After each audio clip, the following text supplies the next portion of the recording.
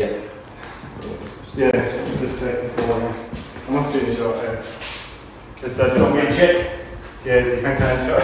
That's the roof. Oh, it's gone off. You see it? It's gone off. Is that? Your phone's gone off, right? Kind of, it's actually on. Oh, is it? Yeah, it's just oh, that. I don't sit back down then and I'll look closer. It's this way. Oh, so it is. Alright, Jesus. That's like a privacy screen thing. Yeah, that's fine. I just got on that. That's fine, I just got to save the battery as well. Yeah, no, that's on. It's all banging. It's just, I could just double check it, this is what I'll be doing. This is the Brooklyn wheel sorted out now. We get the Brooklyn wheel and then have it sharing the recording. It should be all good. Cool. Okay, when do we make a start? Yeah. So welcome to the Hats Off Here Down podcast. Is it recording? It is recording. I think it's recording. Hope so. Do you want to check? We'll do it all. That's the Brooklyn wheel one. Yeah, it's recording. It's a minute in already. Oh no, quick!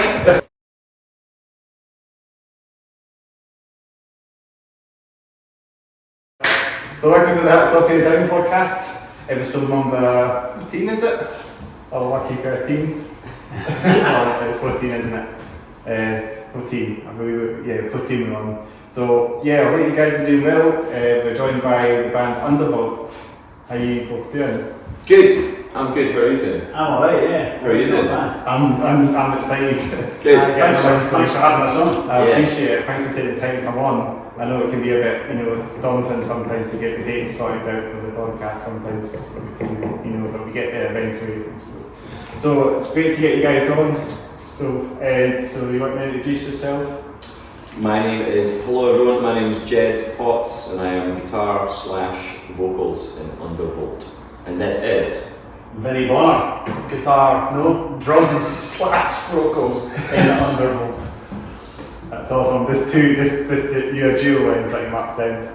Power Duo. Power duo. You got enough power anyway to get the host of the band, get a bass player or another guitarist, doing the solos, Yeah. Two works like Royal Blood and that, Yeah, well, we never intended to be a duo. It was just totally. It's because when we put the band together, it was just the two of us just getting into a room and just working on riffs and stuff like that. And then when the time came to actually be able to play live, we thought, well, let's at least do the first gig as a duo, because it was kind of, that's what the vibe had been right through all the creative process, and we sort of wanted to just launch it and show that kind of spirit. And the people just seemed to really like it. And then when it came to investigating the idea of recording the album, Graham Young was really into the idea of us just doing it as a two-piece, and other people were saying similar things, and we just thought, well, let's just keep it that way. But it's funny, it was never the intention to be a two-piece. We always kind of thought it was going to turn into a full-size band, but it just hasn't. But it's easier keeping it as a simple two-piece band. You don't have to get through, keep it simple, easy things to keep around and waiting for someone to turn up to the band practices and stuff. That's true. If you're waiting for someone to turn up, it means that you're just there yourself. The organisational side of it is super easy. One phone call or one message is all it takes to organise anything, pretty much. Yeah, it's great. Which is great. But it does mean that even though there's only two of us, that also means that there's only two of us to carry all the gear, and we kind of have a full band's worth of gear even though there's only two of us to carry it, so that's one of the downsides. But it makes it a lot easier as well. Yeah. It just depends how much gear you have and how much that you can bring. You can obviously bring a wee trolley or something. Well, fortunately we're both still very young and fit, so carrying loads of gear is not really a problem. Yeah, we enjoy it actually. Sometimes we carry just unnecessary stuff. Just take stuff out from the room, carry it around a bit, and then take it back to the room. Just to get that feel, just to get that gig and feel. That's take it 500 miles or something. Yeah. Just go to the car park with it, bring it back. Yeah. On like weekends that we don't have a gig.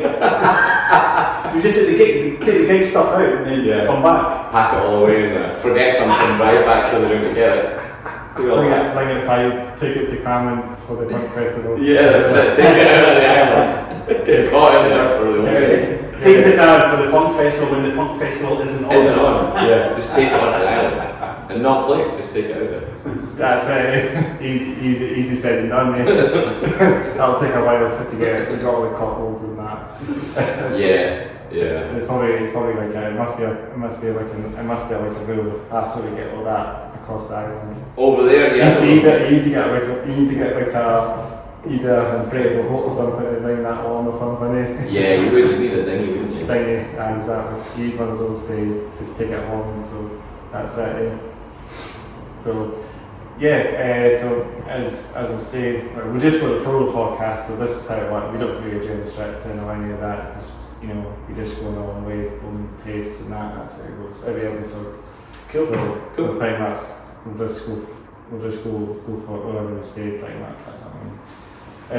So lovely day today. We're recording this after the weekend. We went to the Masses. This week we went to the Masses. So it's just Saturday there, but we're recording this week. Just last night to the Masses grand final, of course.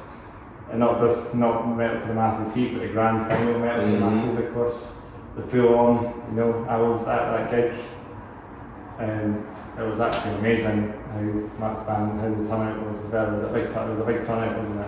Was it a full? I wasn't able to go, unfortunately. I had to do some work gig stuff. Use Pair were both there. So. It wasn't a sellout, but it was that. I don't know, there must have been 300 people through the door. I was speaking to Paul McMillan from Slow Dragon. And he was delighted with the turnout. And yeah, it was a cracking gig. It was a cracking set from all the bands, and Extort won it. Yes. Who I thought were just absolutely incredible. A really incredible live set from them. So they deserve it, didn't they? I would, if I'd been on the judging panel, I certainly, they would have got my vote over the other four bands. Yeah. The other four bands were great, but the Extort just they've got something. They've got something extra. They got that stage presence. I remember when we did the interview with Victory, it was last year now. They're getting exposure last time. And I think since last year, this year or last year, pretty much they just got the exposure. That's it. And this year, I think, is the year for them to get out there, to get themselves to play Buzzstock as tending in August. Yeah. So quite a few months away until that happens. Yeah. Great. They'll be staying in the shade. They'll be stay in the shade with kind of Metal to the Masses winners as well. So like bands that have won Metal to the Masses elsewhere, won in the UK, not just in Scotland. Yeah. Because they have it in the UK as well, like Midlands, East Midlands, West Midlands. Do they not have it Europe-wide as well? Is there not like? Must be there because they had that band from Norway. Well, the Norway Fiction. I didn't see them. I didn't stay for the last 2 months. Were they good? They were like they weren't black metal, so they were kind of thrashy, but right, yeah. I feel like it didn't have that punch as in like a full-on thrash metal band, but it's kind of thrashy, I guess.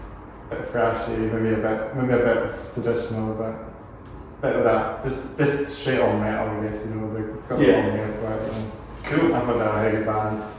Yeah, I just kind of, again, showing my age, I came through the door at 3 o'clock, watched 5 metal bands, and then went, that's enough metal for me. I need to go home now and have a live dark room in silence. Well, not silence, just with the tinnitus. Yeah. So let's listen to the sound of the tinnitus. That was a whole day. Like literally a whole 8 hours or something. Did you do the whole thing, Chris? 2 till pretty much. I was there since Volcano X. I can't see 8 bands in a row. I think is just a little too much for me. It's quite a lot for any I think that is a lot. But you like talking about that, where you got Plus Festival, like happened last year, it was 3 days over there, like that would have You've done the same. That was a blast, yeah. I sort of dipped in and out of Red Cross on all 3 of the days, I think. On Sunday I went, right, that's it, and I sort of dinged everyone else and I went, I'm going to this thing, I'm not meeting up with anyone, I'm not. I was like, this is my day. That's riffs, it. you know. Those are great to line up there as well. That one on the 3rd looks like a banger as well. The dog tire prices, disposable, and then Catalysis. Yeah, Catalysis. They were playing again, aren't they? They were playing it. They were playing as well. Yeah, I felt it a few times actually, and I also bumped into this. I think it's under wraps, so I can't say it. But I bumped into someone this afternoon whose band is also going to be added to the bill. Ah, cool. And I was like, yes. Not us, is it? No. I don't think so. Is it? No, I'm playing. Oh yeah, you're doing that, yeah. So yeah, I'll be at that the day after my birthday. So I was like, right, that's it. I've turned down so many gigs, so many work gigs for that date. People are saying, you free the 3rd? I'm like, no. I'm unavailable. I'll be watching some bands. Because I wish I was free. I haven't been able to, because I love all those bands and I've not been able to catch them for like the last handful of times that they've all played. I keep them to take on work gigs and stuff like that. Things get in the way with that, and I was like, right, I'm going to that no matter what. So I'll be there. You were playing it, I'm guessing you were playing it Melt to the Masses as well, you know, and just saying that. Yeah, so we did it was kind of interesting actually because with us being like a really new band, nobody knows who we are, and we've been trying to get out and about and play in different cities, and we'd already become aware of Tooth and Claw and Inverness, and we were sort of hanging out one day just kind of trying to figure some stuff out, and then we noticed that Paul had put a shout out looking for bands to fill in. I think it was Inverness, Dundee and Aberdeen, maybe some other bands. And we looked at all the kind of dates and we thought, right, well if we were to go through on the Dundee or the Aberdeen one, we were unavailable on the follow-up dates, but Inverness we were clear all the way through, and the unlikely event that we would have actually went through.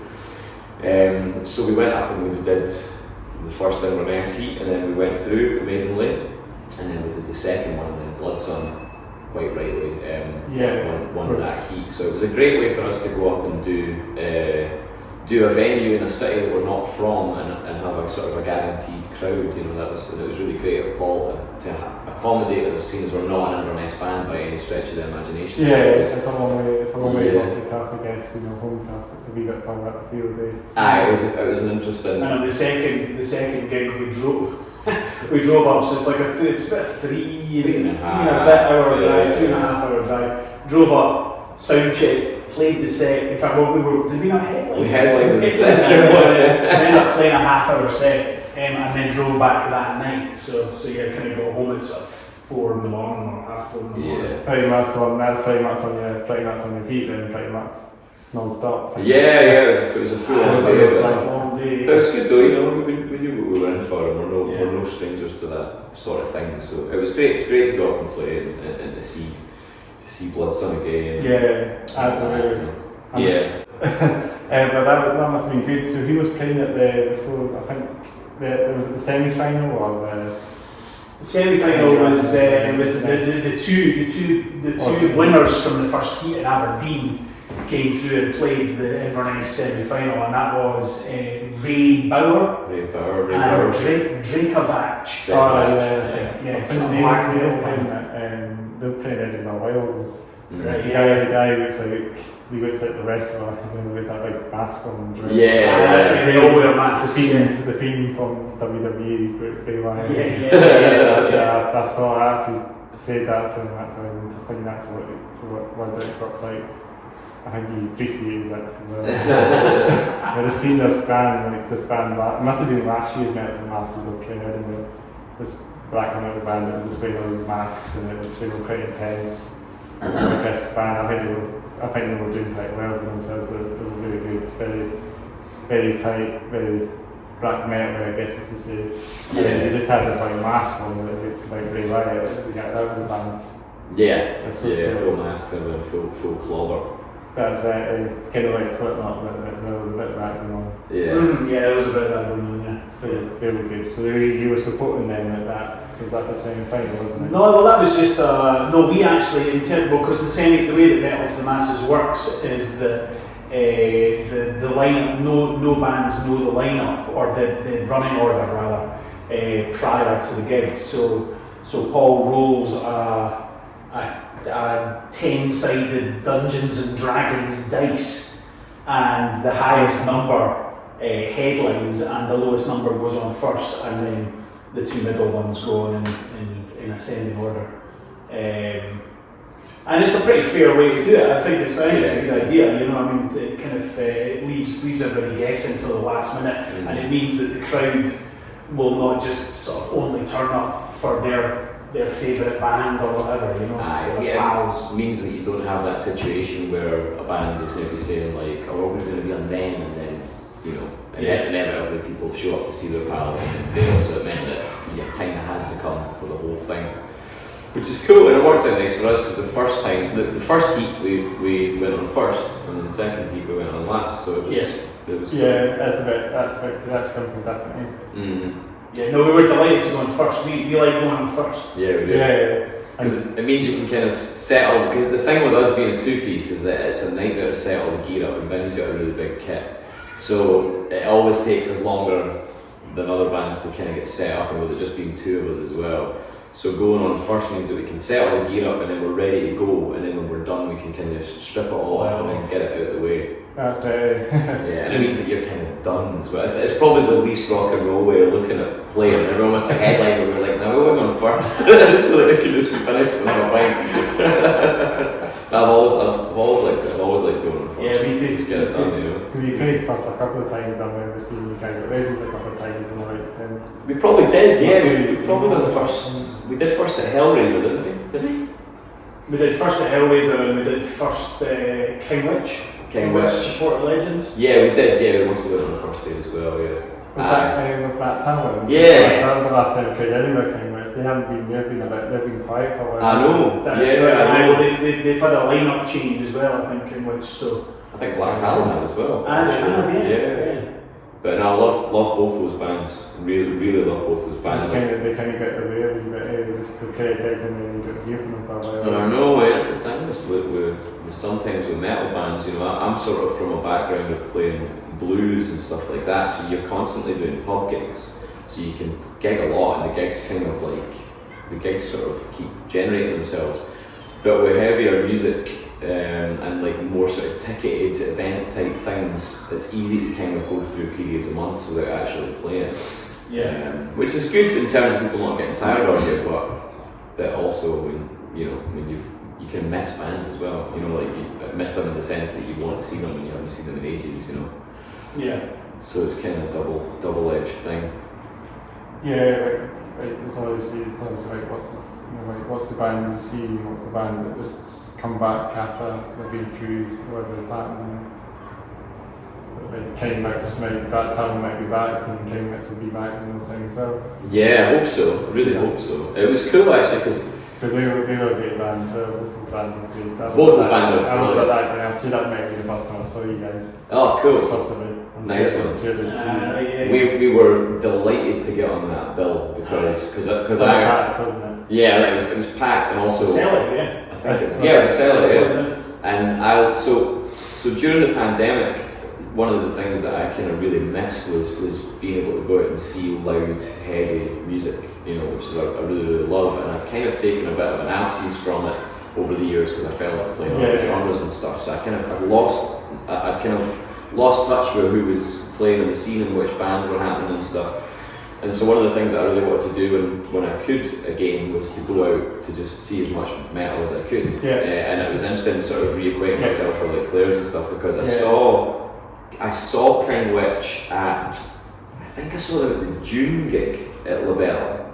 I think they played at that, if I'm not mistaken, and I didn't know who they were, but obviously when I saw them I was like, I knew Jamie and Laura from years ago, from when they were in Firebrand Super Rock. Oh yeah, because that was the old band, wasn't it? Yeah, and so when I saw them, they were absolutely brilliant, just total. It was the June gig, I remember you telling me about it. Yeah, it was, It was the June gig. And just like the way, like Jamie's riffs and stuff, and their whole way of putting music together, I really loved, and I just remember thinking like we would be quite a fair opening band for them.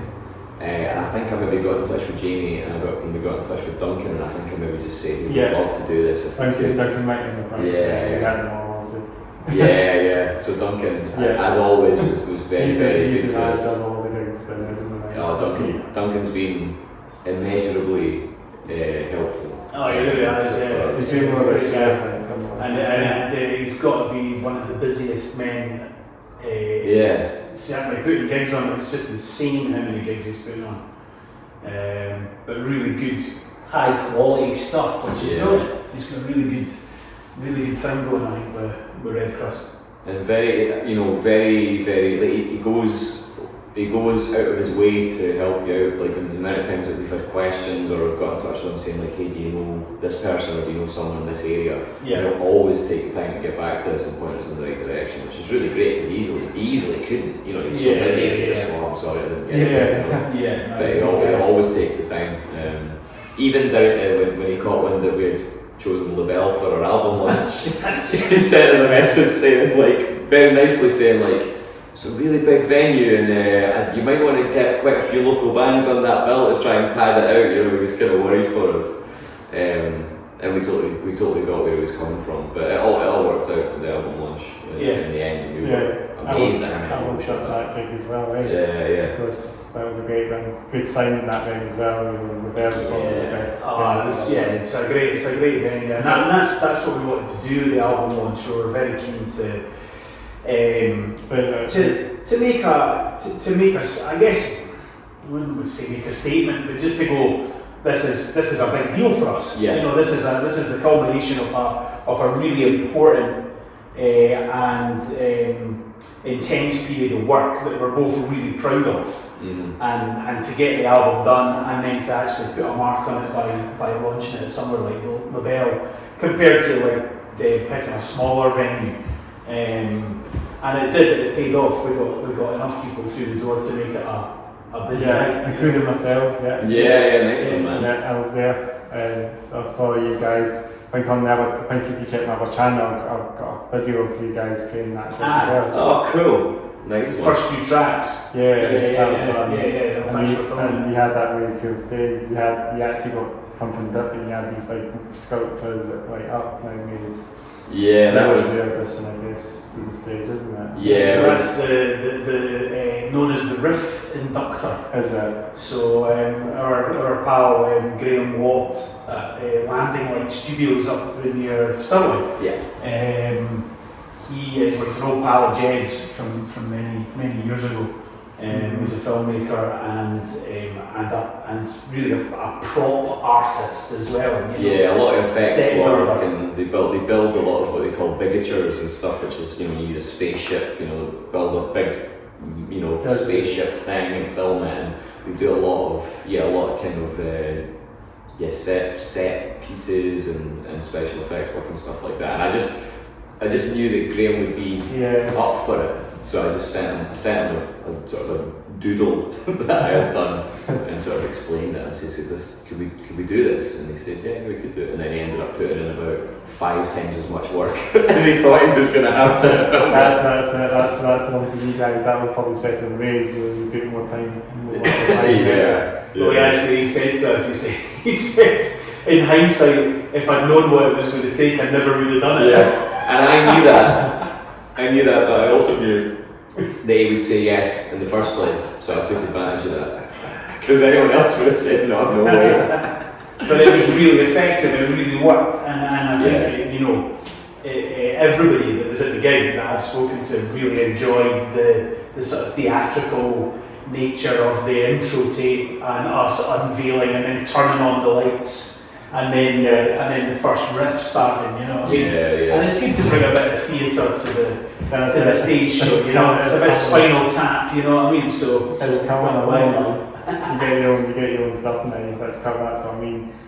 Get your own props and that in for the band. It's a big part of it, We'd always been kind of trying to figure all that out all along, and we were like, because especially with it just being the two of us. We're always looking for ways to just make the stage a more interesting thing to look at. It's just, I'm standing there playing guitar, moving around a little bit, then stuck behind the kit. So it was like, there's only two of us, so on any stage we've got a bit more space to play with than the average band, so that means we can use that space. And it was a big thing of like, what are we going to do? It took ages to figure out exactly what it was. We knew we wanted a prop of some kind, and we talked about getting like an inflatable dinosaur and just painting it in UV paint or just anything, you know. It was like, let's just get something on the stage. And then it all just kind of, I think it started to kind of, I finally just kind of had a sort of a doing the dishes thought or something like that, you know, and you just kind of go, oh, wait a minute.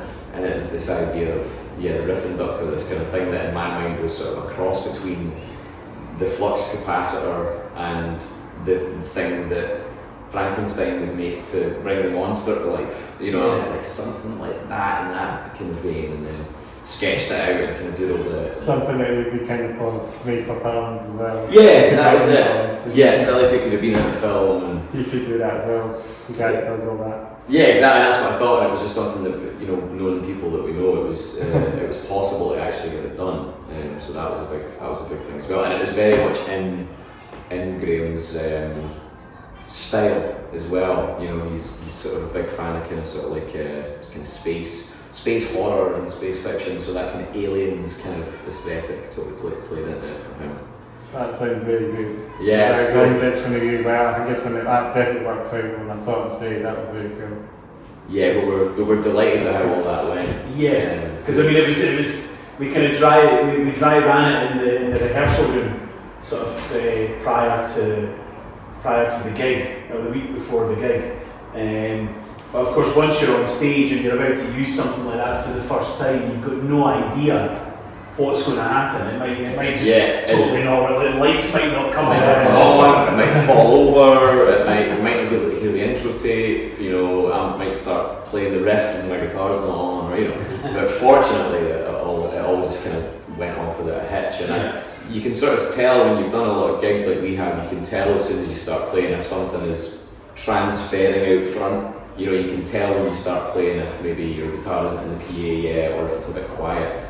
And testament to George and Matt at the Belle, just as soon as I started playing, I knew that it was going over, and I knew that I could tell that it sounded good in the room. And seeing bits of footage back of the start of the gig with us in front of the lights, and they were totally on side with us being kind of blackout stage, lit only by the Riff Inductor for the first little while, and then having the lights come on. Change colours as well. Not just green, not just green, but the change colour. Yeah. So you can change the colours of the inductor as well. So we took that. We did a sort of a bit of a tour after that album launch, and we took the inductor on tour with us. And because of setup times and multi-band bills and space, we weren't able to really use it much, but we did use it at a venue in Shipley. And it was great. It had such an atmosphere to it. And we were predominantly lit just by the Riff Inductor, which was something I don't think we really thought about. Is that you can actually effectively do the whole gig just lit by that. If it's a small enough room, I think. It works. Yeah, something we can investigate more, because you can actually have that, and we can have a couple of uplights in front of us. You can play with how to light yourself. Yeah, just don't have the stage lights on and just have the inductor lights on, and that's it. Yeah, and it looks really cool because with them having different colours as well, and you're able to switch up the colours, it just gives it all. It gives it a bit more of a psychedelic feel as well. It's just more of a sort of an experience, isn't it, as opposed to just kind of watching it. Well, I think the initial idea came from, well, not the initial idea, but the when we first started talking about what we're going to have on stage, we almost immediately discounted a backdrop. That was one of the things, just like, because we thought backdrop, and then we thought, nah, we just don't want to have a backdrop with undervolt. Something that you've got to hang at every gig. We want something that you can just place on stage, so you don't have to be bothered about hanging anything. And also, I guess we didn't really want to have the full name of the band behind us. Something just a bit different, you know. Yeah, but it took a long time to figure out, because I was even looking at things like inflatable ultraviolet orbs and things like that. I was just like, is it anything put on stage? It's going to be cool. So so we ended up with the Riff Inductor. We failed miserably something that's really easy to transport. Oh, it's a nightmare. You got trailer for it, eh? It's so delicate. It's so really long. delicate. But the U is really delicate. So you've got to be so careful with it. Fortunately, Vinny's really good at DIY, so at some point we'll probably do a version 2 that's maybe a little bit sturdier and easier. It's like Robot Wars, isn't it? Ah, it's totally Robot Wars. Exactly. That's it. This guy we share and cut some planks out, bits of metal and wood and that. You can get even here as well, it's a wood shop. Yeah, I'll totally do it here, yeah. You can get a good docudrama out of that, couldn't you, with all the tension. It's the night before the big gig and Vinny is hurriedly trying to make some last minute adjustments to the Riff Inductor. There's problem afoot.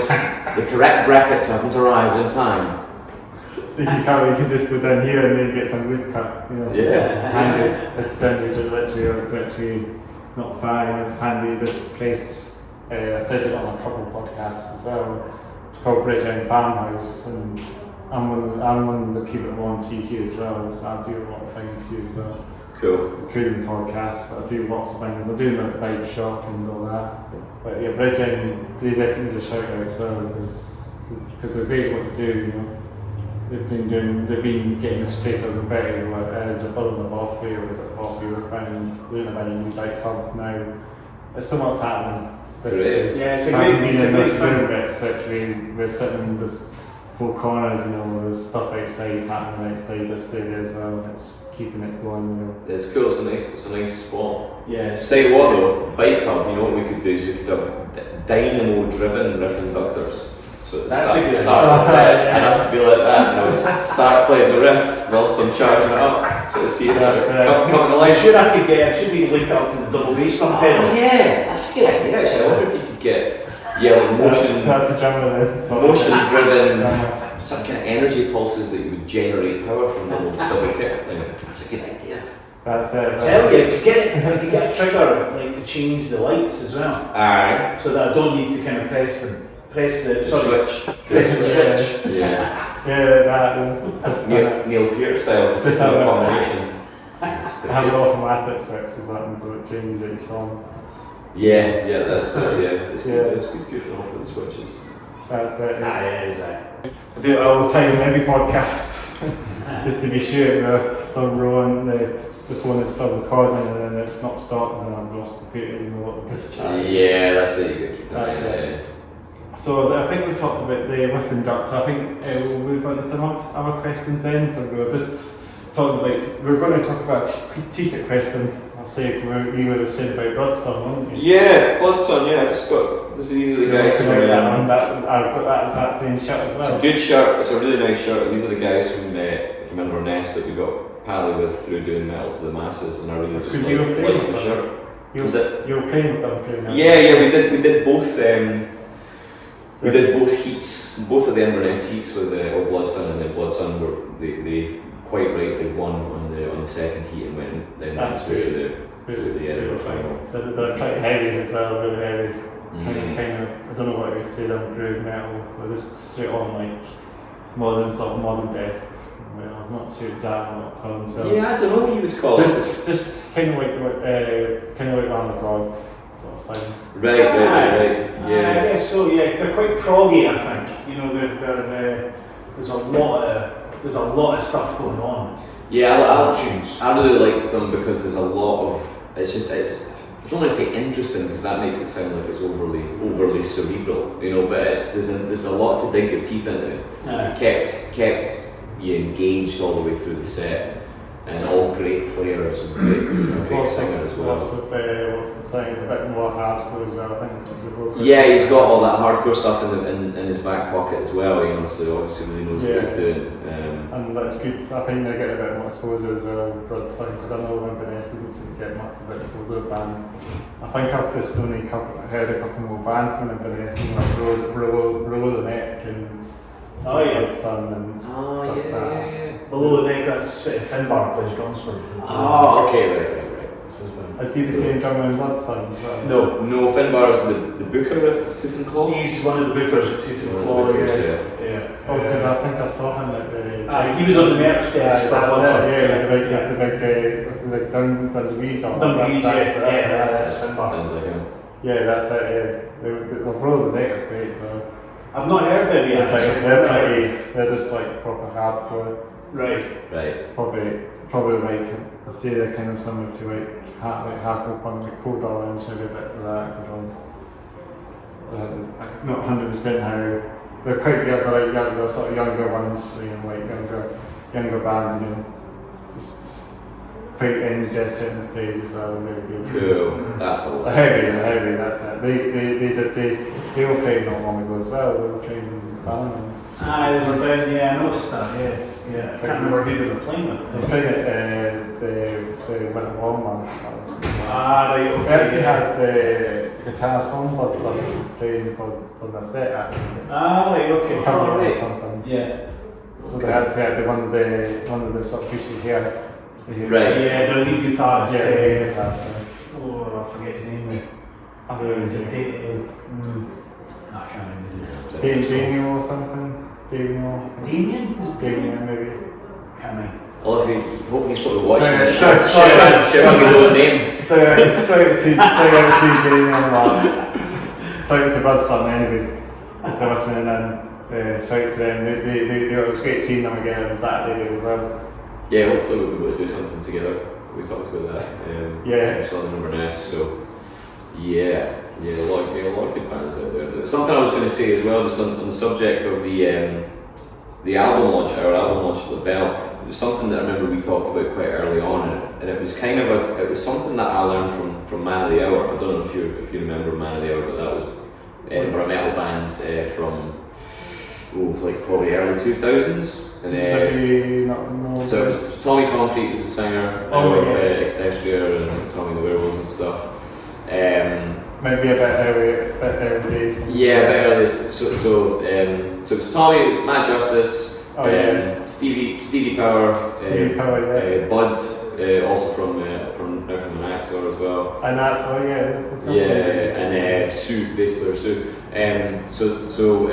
Something that I sort of noticed with them, unless I'm mistaken, I think their first gig was a headline gig at Studio 24. They now deceased venue. That was my first gigs.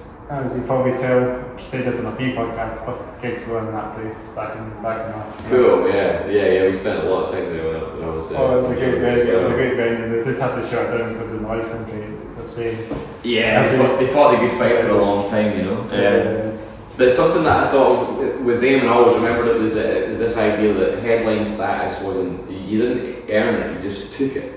And it was like, not to say that it wasn't deserved, it was 100% deserved of Man of the Hour, but I love the mentality of like, they didn't go, right, we're going to work our way up and do like these smaller gigs and then maybe we'll be big enough to do a headline gig at studios. They just went, no, that's how we're going to start, And there's something to that, it's like, well, let's just do that and then we'll see how it goes. And that was our thinking with doing the Belle. It was partly that, and it was also partly, Vinny pointed out that a lot of our friends and family might not necessarily want to go to some of the smaller metal venues that me and you would be happy coming to. I was like, what do you mean though?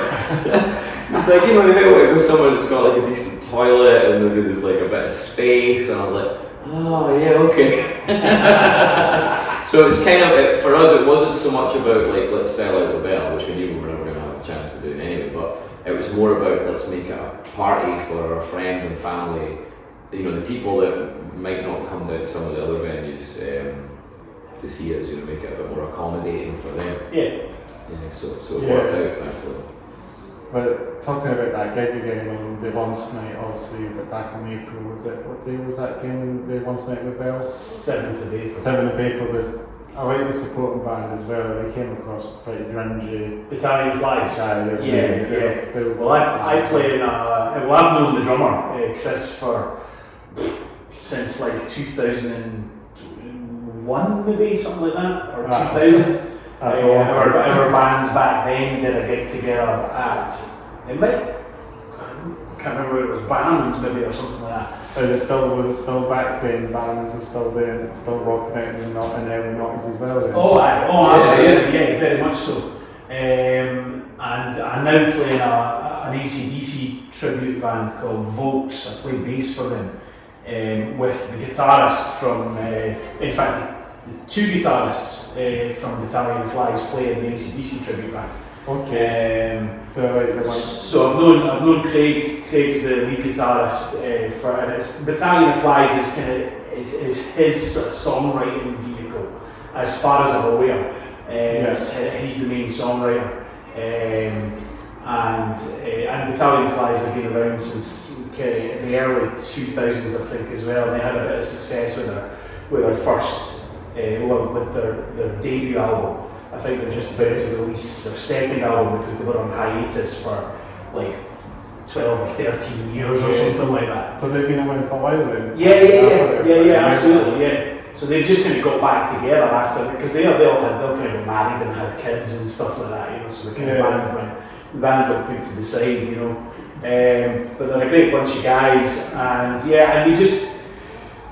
we were keen to maybe to broaden our kind of sort of, not our appeal, but our like to not just play on a total metal bill. It was more of a kind of broader bill than just metal, you know. So it was more grungy, alternative rock, if you like, you know what I mean. Yeah. So because we our stuff, Undervolt stuff, goes through a huge different range of genres, I think. I think it goes a bit crazy and it goes a bit grungy. Totally, yeah. It goes a bit metally. It goes a bit, you know, a bit proggy. It goes grungy. It goes kind of sort of more straight ahead rock. It goes Zeppelin-y. You know, there's all sorts of stuff in there. You know what I mean? Sabbath. Yeah. You know, so it sounds like the album. Like, when I listened to the album, it kind of sounds like it was formed like back in the day. It sounds like it was like an old. It sounds like it was produced very well. It reminds me of really old sound bands. You know, that's what I mean. Yeah, great. So it doesn't sound like it's new school. It sounds old school. It's quite old school.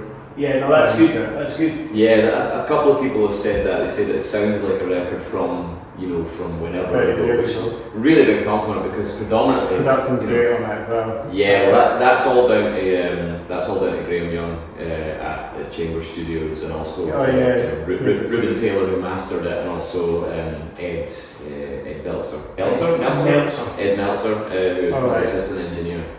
But Graham is incredible at recording anything, but particularly heavy music. I mean, we're really lucky.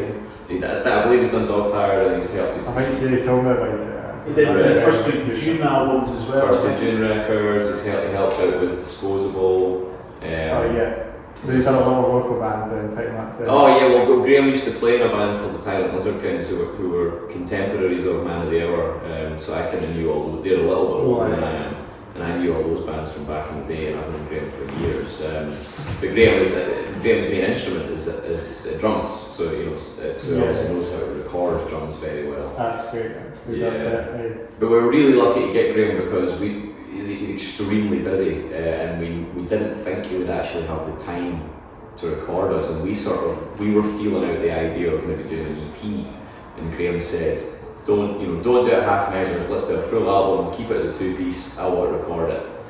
And that's what we did. We recorded it over the course of about a week, which was great because that's the first time that we've ever been in the studio for a solid week, because normally because of money and stuff, you just go in and you record a couple of days at a time or whatever you can manage. So you actually did the most of the time. Did the whole thing in a week. That was amazing. A few other days here and there to do mixing and stuff, but I believe all the tracking and all the recording was done in that week. Yeah. That's insane, isn't it? I think we did like the drums took a couple of days, the guitars took a couple of days, and the vocals took a couple of days. Something like that. Vocals were all done in one day, in one sitting. And I think we did it just at the back end of one day, one kind of three hour sitting. Did all the vocals. I think with the exception of the little spoken part that's hidden in spite of. I might be wrong with that. Yeah, I think I did that separately, but all of the singing was done in one sitting. So we did it really quick, but it wasn't rushed or anything. But we knew knew kind of schedule-wise what we had to do. But I mean, it's about, you know, when you're going into the studio like that, you know, it's about making sure that you're prepared. Yeah. You know, and that's what we did. We kind of knew how we wanted to do it, I guess. And what we wanted to do is we wanted to play live together, but we needed to play live together with no vocals.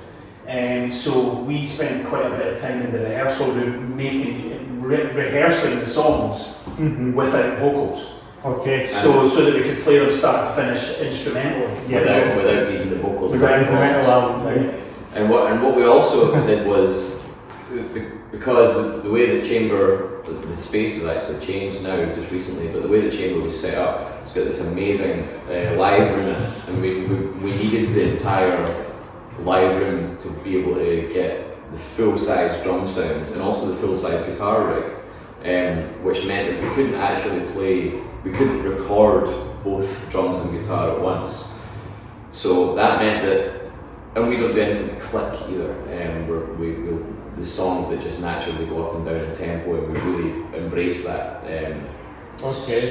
So that meant that I had to give future me prompts as to when I would need to come back in. So for example, if you've got a free time hang, and the next thing that happens is the guitar comes back in, I would have to give myself like a click counting, so that when I was tracking the guitar part, I knew when to come back in, so that it was all lined up. And it took a bit of, that had to be rehearsed and figured out, and I had to know exactly when I was going to have to do that. But it worked out because it meant that you could use the full space of the room for the drums, and then full space of the room for the guitar. I mean, I recorded through, we got a couple of pitches, but I recorded through about 8 different amplifiers all at once. And it was so unbelievably loud. But it sounded brilliant, so I was like, well, we don't want to turn it down. It was earth shattering. Yeah. You said it made you feel sick. It did. When I came in once, it made me feel sick. It was that brown note. I was like, oh my god, I need to leave. It was so loud, but it sounded brilliant, so you had to go to do it. And what that actually did was, it meant that there was so there's not really any overdubs on the album in terms of guitar parts. There's one tiny little overdub where I put down some chords that they were hard to grab in the actual part, I just wanted to execute it. But what you're hearing is a single guitar performance all the way through. And by the fact that we recorded through all these different amplifiers that were all doing slightly different things, it meant that Graham, instead of getting me to, for example, overdub a clean part, there was already a clean amp running that he could basically just blend in. So you're kind of buying yourself a lot of time. Yeah. You're not going to have to go back and record it, you simply just change the way that you mix it. And I mean, huge testament to Graham. Graham is the one that knows how to all the amps all in the one mix. All the amps on all the time. And then just blending them in and out to give you this impression. It was a good production. You can tell it's a great sound as well. Yeah, well, that's what we wanted to do. We did discuss this as well. We're like, what, you know, well, it wasn't really a discussion. It was we knew already that we wanted to have a true representation of what the band sounds like. So if you come to see us live, you're going to get this. That's what you're going to get. You know, so that's all that is on the album is one guitar part and one drum part and vocals. Yeah. You know, and you know, it's down to Graham how full and how big. It's quite fuzzy. It's quite fuzzy as well. The guitars are quite fuzzy as well. Yeah. Yeah. The way that we did it was there was kind of like all these amps doing a slightly different thing. So there was a big bass rig. There was a sort of a kind of desert rock type tone amp. That's it. Kind of harder, kind of more almost like a thrash type sound amp. There was a really blown out fuzzy one. There was a totally clean one. And then there was, afterwards we ran a clean guitar through a Leslie cabinet, fast and slow, so we had that option as well, so we reamped it through Leslie, so you've got all those sounds there, and you just bring them in and out for that's very much like a sheet and all these, you can just get involved with other things, and it's good to actually do other things, not just one amp, you know, and that's it. I just track I love bands who do stuff like that, you know, it makes a good sound, you know.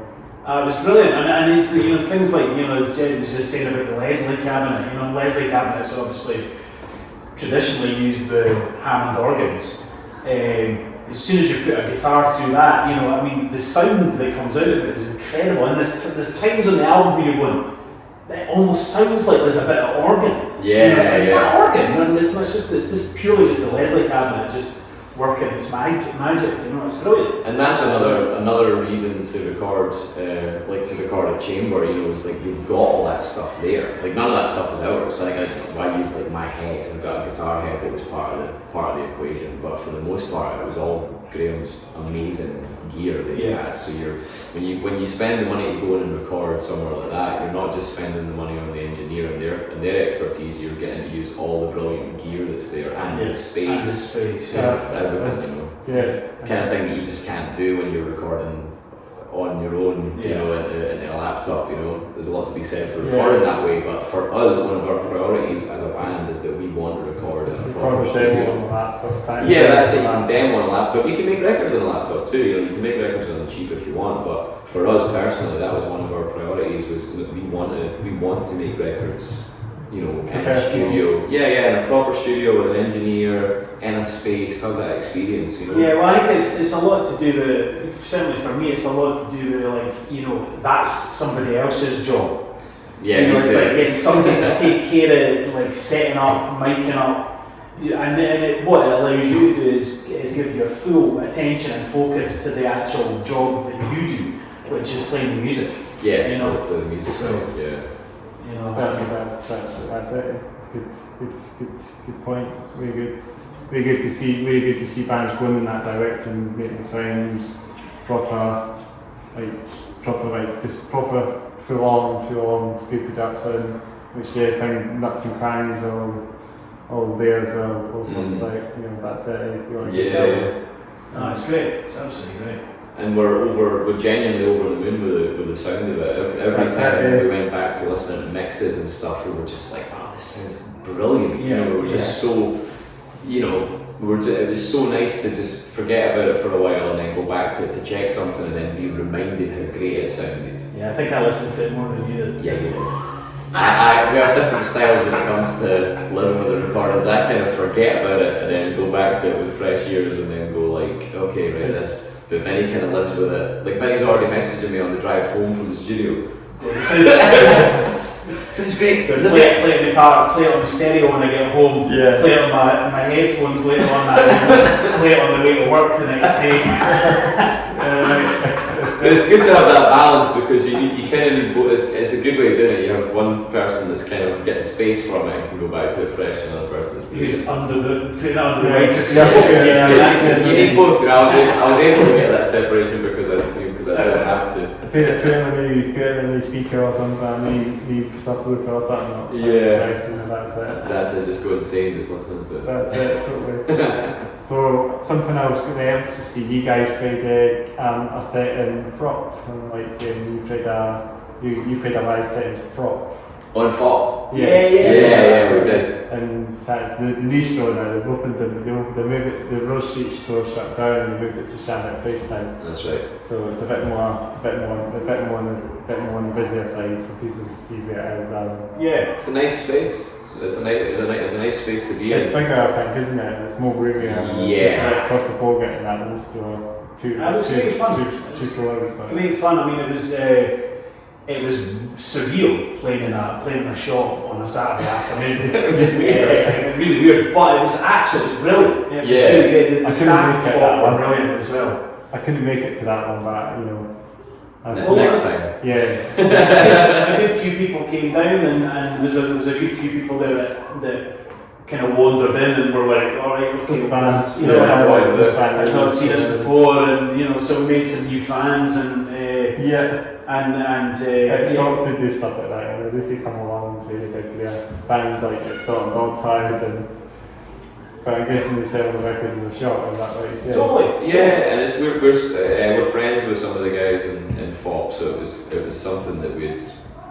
Yeah, it was a conversation we had a couple of times, and it just seemed like a fun thing to do, and they were on board for it, and so. As one of the guys that actually speak to me as well, one of the younger customers that working for Fopp, I speak to him sometimes. I don't mind his name again, but it's the one it's the one with the yellow blonde dyed hair. Oh, Kerr. He's a pal, and it was my friend Dawn that kind of put it all together for us. She was kind of our sort of liaison So obviously he knows some of the bands, like your band and all that, so okay. Yeah, he gets around. Yeah, because we all go to similar gigs and things like that. You know, he's a man about town. Metalhead as well. I think he cares about the metal. I don't know. I guess so. I see him in the shop and he knows I'll pick up some metal stuff. Okay, yeah. I think you can tell that I'm the metal head in the shop. Right. He sees me, he recognises me, we speak sometimes. Give a shout out to him as well. He'll listen to the podcast. Shout out to Kev. I'm bad at names. Shout out to him. Kev. Fopp. Yeah. And Don as well. And Don, yeah, absolutely. Top staff. And we had a great day. We had a totally great day there, and it was almost as weird. They were totally up for us playing a full volume set and doing as long as we wanted. So we ended up playing 40 minutes or something like that. So the full album then, pretty much. Pretty much. Less one song. We did 9 songs. So yeah, I mean, I kind of went in to sort of eyeball the space maybe a week or so before, and it's like, I mean, it's a shock, you know what I mean? It's like, and I was looking at it, I was like, it's going to be quite bright sounding, it's going to be quite boomy, not boomy, but quite lively sounding. So we kind of knew what we were in for, and we kind of had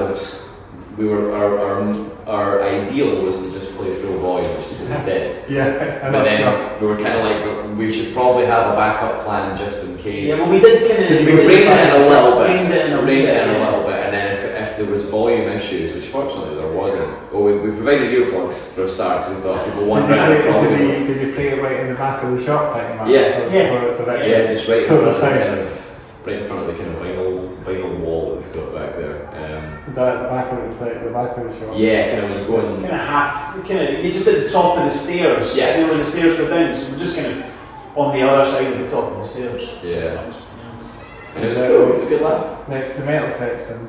I think we were in front of the metal section. Yeah. Oh, so that's where the album would be, no doubt. Yeah. Well, we have our own. I think we're in just the regular rock and pop 8. We're next to Ultravox. Yeah. Ultravox. Sort of CDs in there. Nice. Yeah, no, that's the band, Ultravox. Yeah, they're big. I love that band, of course. From back in my 80s stuff. Yeah. To visit them. Force Majeure. Yeah, Majeure. He does his own stuff, doesn't he? Yeah. Big Midge, yeah. They're from Scotland, aren't they? Yeah, so. Well, I think he is. He's certainly does. He used to play for Thin Lizzy as well. Yeah. Really? Yeah, a brief stint in Thin Lizzy. Self-proclaimed the worst guitar player Thin Lizzy ever had. So mid-year and Thin Lizzy's. Yeah, it's true. It's a real thing if you look it up. Yeah. I think he's as bewildered as anybody else that happens. If that ever becomes a thing, you know, Steve Peace and the Reinforcements. That's a band that Christain Kimmett plays in as well. Richie Neal and the Reinforcements. Sorry? Richie Neal and the Reinforcements. I think so. Is he in that? It's Christian from Bannerman. Yeah, Christian. Yeah, he plays bass in it. We had excuse the ambulance or the Battalion. I'll edit that out. If it gets away. Put the window open, that's it. No, we keep that in then. Keep that in. Part of the real life sense of things. Yeah, you know what's happening with the sets I mean, road as well. So you hear people that what we were saying? Richie Neal and the Reinforcements, Christian on bass. Yeah, is it not Stephen Peace and the Reinforcements are called, or is that another band? I don't know. Or is that kind of like you get like Glenn Michael's sax in there and stuff like that? Oliver Dawson sax. If you go back, Glenn Michael's which one? If you go back a couple of episodes, you see me interviewing Christain Kimmett. Barbara Dixon, sorry. You getting in there, getting some banter one night. If you go back a couple of episodes, as I say, I think it might have been episode 12 or something, it was Christain Kimmett interviewed on the podcast.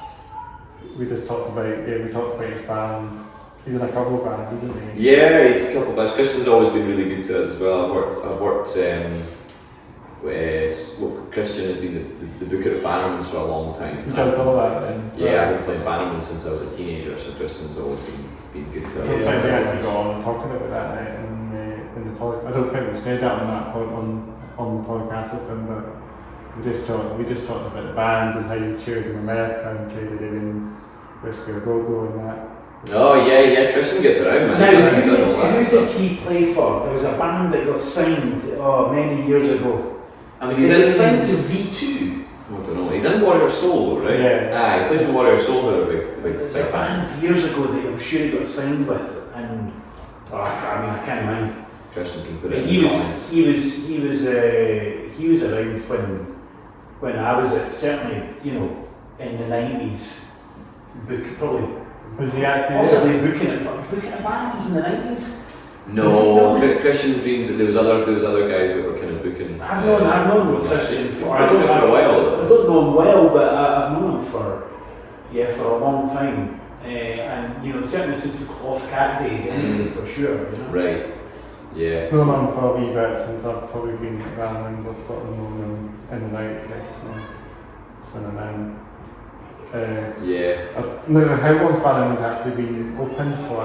Exactly. It must have been before. I mean, years. I've been playing at Bannerman since I was 16, and that'll be 23 years ago. Yeah, pretty soon. And some of my first gigs Well, would have 20 been at years. Bannerman's, and I was, what are we talking, probably the mid-90s.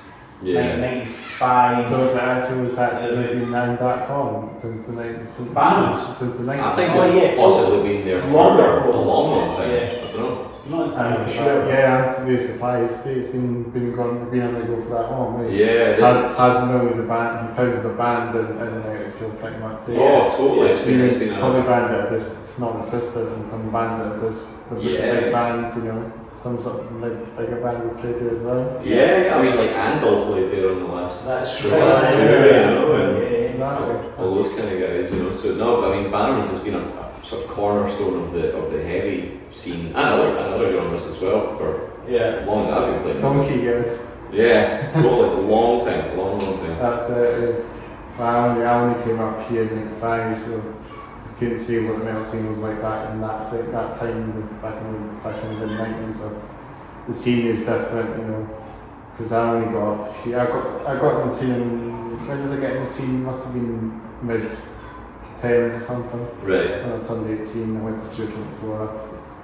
When I just took a wee break off, going to gigs for a while, and then I think I started getting in there about 2017, 18. Just going to more gigs, meeting more people, getting in the scene a bit more, getting to know some bands. Yeah. And then I was kind of knowing loads of bands now around Edinburgh, around Scotland, and pretty much. And Inverness as well, and all that. And Dundee with Catalysis and Soul Sons and who else? Soul Sons, all kind of Rex as well, though. Yeah. So there's a couple of bands from Dundee now that are getting exposure. Yeah. Well, so I mean, Solar Sons. We like them a lot. They're definitely in a similar sort of veins to what we do. Yeah. And obviously They're kind of like that style, that sort of stoner, stonery with a bit of Rush kind of thrown in, that kind of thing. And we know Rory from King Witch as well. Of course, yeah. But no, they're a really good bunch. We actually got asked to do. I didn't even bother telling you about this because I couldn't do it. So, but we got asked recently to do a gig with Solar Sons, but cool. my schedule would not allow it. Yeah, definitely want to visit for the 3rd of June, isn't it? The gig with Phil Tired. You might squeeze yourself in the building, you might secretly announce it or something. Yeah, so I don't want to say anything now. I haven't got anything in the bag. That's the spoiler about I definitely want to do a gig with Solar Sons at some point. Absolutely. A good match. And it's good that Catalysis are playing it. They're playing again as well, actually, next month as well. They're doing a lot of Catalysis. I've seen Catalysis quite a few times. Since I've been going out to metal gigs and stuff. They're doing a bit exposure as well. Just has to get started now. Catalysis the next door, they're at the top dogs at the moment. Yeah. It seemed to be as a modern metal, no King Witch, they were doing pretty well for themselves with all the big touring and that. They got to Europe and that. But just as in modern, straight on modern, bang your head sort of thing, with more sound and all that. Yeah. Well, Catalysis in next door, they're like the two They're like the two juggernauts, as I say, maybe of metal in Scotland. I've just spotted the Wasp. Yes, if I have to run, if you see me running off camera, it's because there's a Wasp. Maybe we'll document us all being stung by wasps, and then we'll all have horrible allergic reactions and we'll just die, and it'll all be filmed. Right, that's it. This is our group of wheels like that for you. It'll just film until the phone runs out of battery, and it'll be like, oh, this podcast's 8 hours long. Is it a wasp or is it just a big, no, big fly? That's a wasp. We've got the I know a wasp. You know a wasp. I know a wasp from about 400 yards. It's hot in here as well, actually. That's why things getting in you. We've got all the. It's coming to hang out. Is that? You can probably smell my fear. Yeah, don't. Probably can. Don't be afraid. Stop being afraid. I'm gonna have to move in a minute. Well, that might. Oh, maybe it's going to go like that. Off you go. Off you go. That's it. Let's shoot. No, see, you missed it. I guess, yeah, I need to open the window a bit more. You could actually, yeah. We could usher him out. Politely ask him to leave. There is this. Try and It's the way this is a different way for the podcast. do it like a sheepdog. Come back. Do that. Oh, it's coming. No, do that. This is going to be the whole conversation. The last 15 minutes. Oh, he's away. Is it? He's away.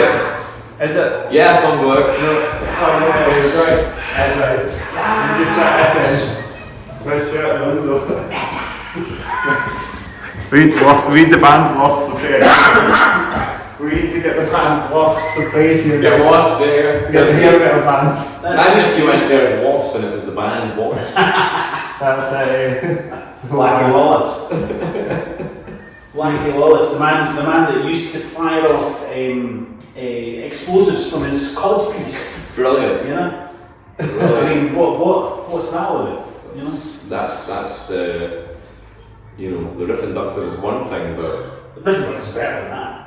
I would hope so. Yeah. But I mean, I haven't seen the exploding cod piece in the flesh, so to speak. So maybe I'm wrong. Maybe I really appreciate it. I'm not saying so what else should we say? We should see a few other things. So what's the name of the album then? The album that's the album is called Let's Just Go. And shout out to Tony at Wasted State for taking a chance on us and putting the album out. Well, it's good that you got that in the shop now. Yeah, Try and get it. you can actually get it in real places. Real places, your dog tied and stocks to get themselves out there and get them reset. That's it, man. It's great. It's great being able to be available in all the places, you know. So we're hoping that Tony's going to let us do vinyl. Because Yeah, Vinyl would be great as well. Yeah, we would love to have it on vinyl. So I was thinking better. but we need to convince Tony. Gatefold picture disc is what we're wanting, Tony. Yeah, FYI. Yeah. Same double back again. Did you just come in the other window? No, It's going around the building. we need to shut that one now. Oh, I can't believe he's done that. Did it totally go out? Is it the same guy though? I don't know. I saw him go out. Let's shut that Oh, one. no, it's not. He was going to go out. He's not going out. He's reconsidered it. Does that one. See, there's my yellow shirt over there in your camouflage jacket, so that's a recipe for. That's Wasp, isn't it? That's a Wasp loves both those things. That's it. It's this Holman. It's actually Holman. Oh, Is that good. it? Is that it? It's gone. Yeah. Shut that window then. I Perfect. think we've got enough rain. I think it's a bit cool in Can I here. shut it? Oh no. Let's run back in.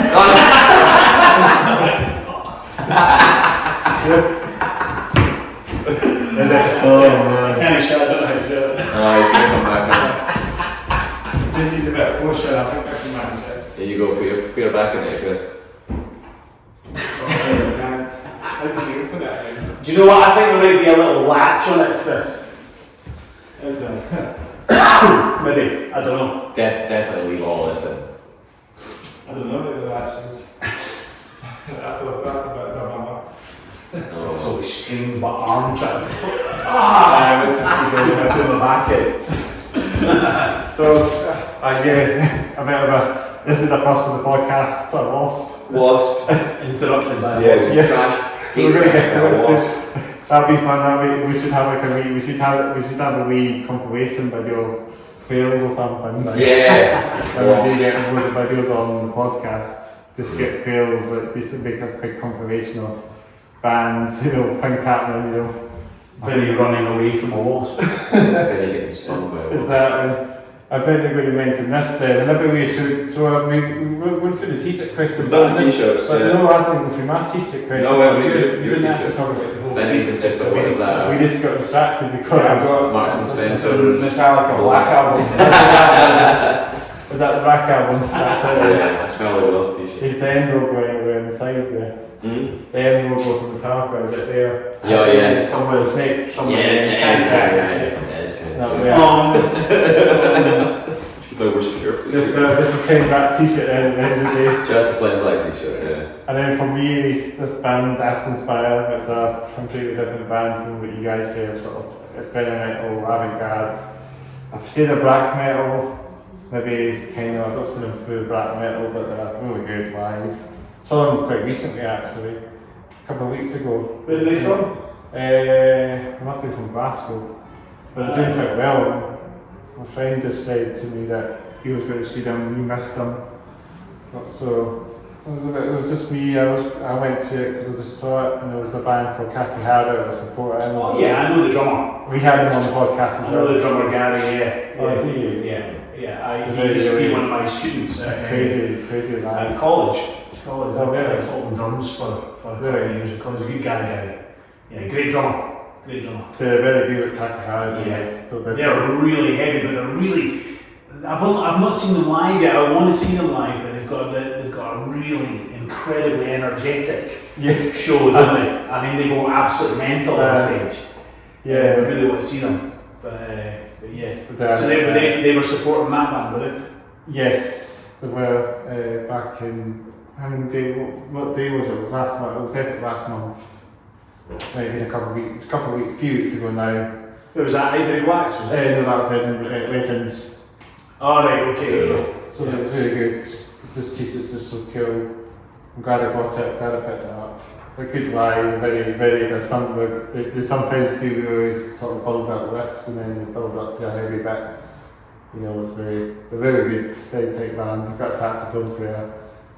It's not just your sort of. They've got a saxophone player? Yeah. Right, cool. That's it, some bands have that, isn't it? I'm guessing they get a bit better exposure because they're different from a lot of your sort of normal bands, they're playing sort of style like that could still work, I think. Cool. Yeah, that is cool. And Kakihara was supporting, and there was Weekend from the North as well. Oh, yeah. They're post-metal bands, but they're very very good to listen to some of their songs. Weekend from the North, they're very good. Yeah, I think I do. I'm still I'm as bad with band names as I am with persons' names. Yeah. So I go and see bands and I go, who are they again? And then I'll go to a thing and I'll be like, oh, I've seen these guys before, and I still don't remember the name. You recognise them. Yeah, there's loads of times I'll watch a band set up and I'll be like, oh, it's these guys. I've seen these guys before. Yeah. I still don't remember what the name was. So a lot of that stuff falls through the cracks for me, unfortunately. But You can just wait and see the band setting up, the chain sets, and this band coming on. Yeah, I think I'd seen Catalysis for about the fourth time before I actually started to remember the name. I was like, oh, these guys again, right? I've seen them probably 10 times. They're playing again next month, and I'm going to see them again. I went to, they're very good what they do, Catalysis. Yeah. They play good stuff. They won Metal for Masses last year, didn't they? Yeah, of course They were the co-guest, they were guest headliners. Yeah, on Saturday, yeah. And then we didn't go to the band that finished the night off, RamageInc. Ramage, yeah. Know those guys. Yeah, they were amazing. Good to see them back on the bill. They've been a band away for a wee bit, haven't they? I think so, yeah. They just came back all of a sudden with new songs, Good. and they're like prog metal, they're like some progressive metal, aren't they? But they're very good. Yeah. Just very, very, very atmospheric, but very good to listen to. it's not like full on mosh pits for them, but I'm guessing they're good to listen to the heavy band. They've been around for a while, haven't they? They have been around for a while, yeah, for sure. But it's good to see them back again, because I know they've been away for a bit, haven't they? I think so, yeah. I mean, I've not So like you kind of seen them since kind of things came back after the pandemic. Yeah, So I've never seen them live actually. I don't know if I have either actually. Possibly not. Yeah, I'm aware of them. I've known, or I've been aware of. Is it Brian, isn't it? Because he was in the year above me at Julian-esque back in the day. And I believe is Hef still playing with Ramage? Yeah, yes. Yeah, so I've known Hef. Me and Hef are both from the same town, so like I've known Hef since we were teenagers.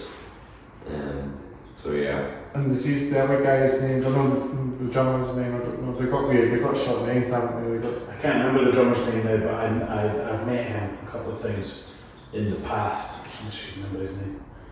I do know it, but I've forgotten it just as we're talking about forgetting names. Yeah, exactly. So. Is it something I'm trying to figure out his name as well? Not Ham? Hammy. Was it Hammy? That's right, It's Ham for short. Ham. Yeah, they've got nicknames, haven't they? Ham. Well, I named Hef. This is my claim to fame. Is that and Hef will verify this. No, I named him Hef because I first met him at there used to be a thing. I don't think it still goes on, but Livingston's got quite a famous skate park. I'm from Livingston, so it's Hef. And I met him at they used to have this thing once a year, which was like a party at the skate park. So lots of skaters would come along? Loads of, people would come from all over the country and they would have bands and stuff like that, and Tony Hawk's and that as well? I think so, yeah. I mean, it's a well-known, and I'm not a skater, but I've got friends that are, and they sort of verify that Livy is a well-known skate park. But anyway, they used to have the skate jam thing. The first time that I ever saw Hef, he was wearing a dressing gown, and so like I was like, what's up with Hef here, like as in Hugh Hefner, from Playboy, and he would always wear like a smoking jacket, and so I just called him Hef, and it just stuck immediately. That's it. His parents started calling him Hef, we called him Mr. and Mrs. Hef, and that was it. Nickname away, That's it. Sometimes something just sticks right off the bat. That's when we were about, you would have been 16 and I was probably 18 or something, so there you go. Is that skate park doing I mean as well then? What's that? That skate park, you never hear about anything about that with the skate park anymore. I don't know. I think it was getting refurbished or rebuilt or redesigned or something. I don't know if it has much going on now, as in events and jams and all that. I'm not sure. It feels like it's one of those one of the world skate parks that's kind of I mean that was 20 years ago that we were going it's all on kind of it's all sort of faded out now, isn't it? Possibly, I'm not really sure. It was kind of one of these sort of like very loosely organised things, the Livy Skate Jam, but it was cool, people would come and they'd camp and stuff, and the cops would kind of just turn a bit of a blind eye to, all the drinking and stuff like that was going on, everyone was kind of cool. It was usually a good vibe. Everyone was smoking their weed as well. Yeah, it was like, there was a lot of, for that weekend they would kind of tolerate quite a lot. And then usually at the end of it all, everyone would just kind of take their stuff and disappear, so it was usually kind of alright, But no, it was good. It was some good times at that skate park. That's awesome to know. I feel like one of my friends actually lives in Livingston. I think one time we were just casually walking along, and then we just took a wee walk up to the Livy skate park, and it was quite cool. I had one of those. What do you call them? They had a lot of amps and that, and they had lots of other things there as well. It's not sort of like skate amps. It's got all grounds and all that. Yeah, I gather. Again, not being a skater, but I gather it was a pretty decent It's a big park, isn't it? But I think we just seen it and that's it. I had a skateboard in the late 70s. It was one of these really thin ones, the kind of long, sort of thin. Yeah. And I used to go down on my knee and I used to go, and then along the way. That's my extent of skating. I had a snakeboard. Do you remember a snakeboard? It was like one of the movable ones? Yeah, I had one of those. It was pretty good, but I came off it once on my way to school and I got like a big scab up my elbow, and I think after that I was like, no, it's not for you, it's not for me. I didn't skate very much myself, I did skating with my friend during the lockdown when it was a nice summer day. We had a skateboard and we just took out and just done a bit of flat, just straight on flat ground, without doing any tricks. It was easy to do it, it's just like that sort of, just doing it on the flat ground and just skating. And I think I was skating for a while, I fell off it unfortunately. So I really need to be careful with what I'm doing. Yeah, I've never done it since, it's just one off, I'm not up for falling over. I'm not a huge fan of falling over either. It's called Belle, I think. Is that what they call it? For me, it would just be falling over. Bail off or bailing off or something. Bailing. I think it's like a bailing off. I'm I think it's a bit more of American sort of. Right. Bailing off of my own feet. That's it. I fancied getting, I'll tell you this, I always fancied getting, those Heelys that the Bairns have got. Oh yeah. Because the thing is, I do a lot of gigging uptown. I live like right halfway down Leith Walk, and just at the end of the night, we're really going to do is roll home. Wheeling down. Yeah, wheelie down Leith Walk, so my guitar on my back, and I thought, imagine doing that like half drunk, and falling over back, I would injure myself so badly. But I did. I was like, yeah, man, maybe Heelys. Just roll all the way down Leith Walk. Keep rolling, let's get something. I'm still gonna, I might still do it. I might still do it. Can I get adult? Maybe I'll get a custom sort of like boot company to do me like Underfoot Heelys. Little flick down Heelys like that, like spurs and Converse. Oh yeah, totally. Pair of custom cons with some heel, people will get them. Can you get them? Converses are done. Surely you must. I don't know if Converse themselves do Heelys, but you can probably get con style wheelie boots. Yeah. They're pretty dope things, aren't they? I haven't seen many people doing it these days. No, I've never seen adults doing it. I've seen the Bairns doing it. It's a bit of a fad, I think, that's passed over. It's kind of like the fidget spinners. That's kind of selfie sticks. Selfie sticks. But it's quite crazy. It's how things slow and they just die off so quickly these days. But the Heeley to me seems like a really, for me it's a very specifically useful thing. Because it's specifically because 9 times out of 10 I'll be coming home from a gig down the hill. And it's like, that would just be perfect. It's really good for me because you need to go up a lot. But it'd be good for getting to the gig for you. Not with my drum kit though. No. We could get rolling, drum kit could be rolling as well. And then you could both just be, because you ride the drum kit somehow, could you turn the drum kit into a radio? That's what you want. Like a transformer. Get there and push a button and it's kind of all opens itself out. You're already sitting right, the drum kit to the gig. Right, drum kit to the gig. And it all folds out all around you and you're already exactly perfectly placed. So immediately start, that'd be amazing. Get it timed so well that you can actually be doing the counting before the kit's actually fully, just the last hit of it, just boom, right in the place. First hit. Yeah. that's some weird fun stories. Right, as in way to find your album, social media and all that, way to check you guys out. Cool, well, first of all, you can check us out at undervolt.com, that's under-volt.com. That's it, don't forget the dash, and that's it. The dash is important. The dash is important, but you can locate where to buy stuff on there. We're on all streaming platforms, Spotify, Deezer, YouTube Music, all of that sort of stuff. You can get the album in all good record stores. You may have to order it, but you can get it. And it's a V and Fopp now, I guess. I believe so. That'd be and obviously Bandcamp as well. Yeah, and definitely get it in Fopp, Edinburgh, which is a place right next to Ultravox. So just go in there and find it. Go in there look for Ultravox. Yeah, Bandcamp, and then social media wise, like we'll be on Instagram, Facebook, Twitter. Instagram, Facebook, Twitter, undervolt_band.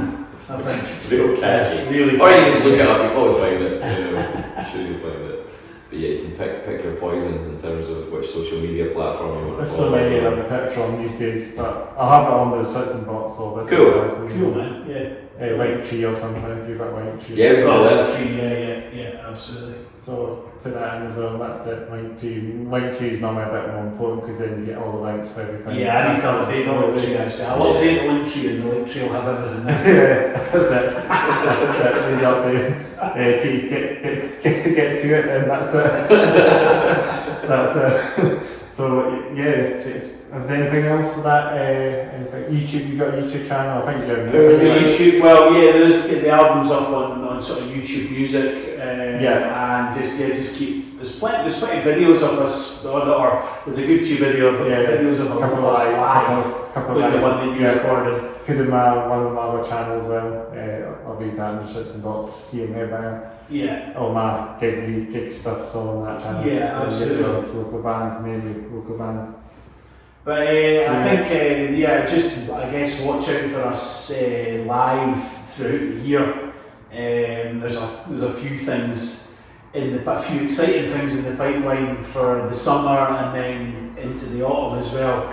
Certainly, an autumn tour is being planned, so there's going to be a few announcements coming up over the next few weeks, no doubt. You were doing a wee tour when you UK recently, weren't you? Yeah. So the plan is to do an autumn tour, so probably mid to late September. That'll be amazing as well. Yeah. Maybe Battalion of Flies might come along as well. You never know. They're great. When you get them on as well, Battalion of Flies, shout out to you guys, come on the podcast. That's it. They need to come on as well, Battalion of Flies. They're very good as well, they need to come on it. So get every band on, that's it. So this is the way it comes, you know. Yeah, no, well, thanks very much. We'll see this in the absolutely brilliant. Really like the work you're doing. Thank you very much. It's great, man. It's great, really cool. Yeah, and the fact that we had that Wasp encounter as well. Yeah, double Wasp. So what can get in an episode? Technically, this could be episode 14B, and then the Wasp could be 14A. But we are being the timestamps. No pun intended. Maybe the time. I'll read it the timestamps. There'll be timestamps in the description box, so if you want to skip down to Wasp. Take up to the bottom. Wasp. First Wasp appearance, second Wasp appearance. I'll put it on the one as well. When it comes back in again. That one was coming in that window, and that one was came through that window. That window around the building and back and There's two windows.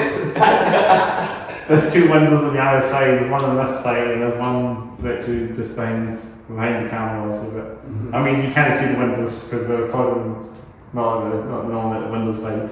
They're there. Believe us. Yeah, this is the corner this time. You know, we don't see that this corner, but we've got that up there as well. Get that. Get some. When you get a banner, I was thinking about getting a banner here. Yeah, you get a backdrop. Definitely, you should get a banner. Yeah. I'm gonna try. Get a Riff Inductor. Get that again. We'll get an upgrade to this podcast soon. Hopefully. You can get a shrine to all the bands that have been on. Oh, we should get like a big sticker. Sticker wall. Yeah, we'll just keep it. I need to take it off again when we finish that. That's true. Maybe transport. It needs to be our sort of. It needs to be 10 for the podcast. But yeah, it's been really good. We appreciate you taking the time, guys. Thanks, man. Thanks. It's so good. Thanks enough. It's come along. Episode. Thanks again for watching episode 14. The Hats Off Your Down podcast. Make sure to check out the podcast channel. Make sure you get the bell notifications on. Make sure to subscribe to the channel. What else? Comment below. We're slowly growing.